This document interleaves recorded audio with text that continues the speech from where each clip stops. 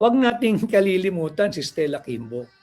Kaya nagkaganito, nagkahetot-hetot, nagkawindang-windang ang ating bansa dahil pinaglaruan ni Stella Kimbo, ni Manix Dalipe, ni Saldico, ni Martin Romualdez, yung ating taunang budget 2023, 2024, 2025. Yung 26 na budget, yung ngayong taon, ay na po, ang daming taba. Ang daming taba. Ang daming pork. Nagsipayatan na nga ho eh.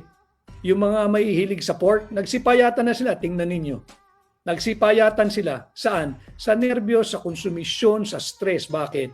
Hindi ho kasi talaga nakabubusog yung nakaw na pera. Magkakasakit kayo niyan. Anong sakit ninyo? Diverticulitis.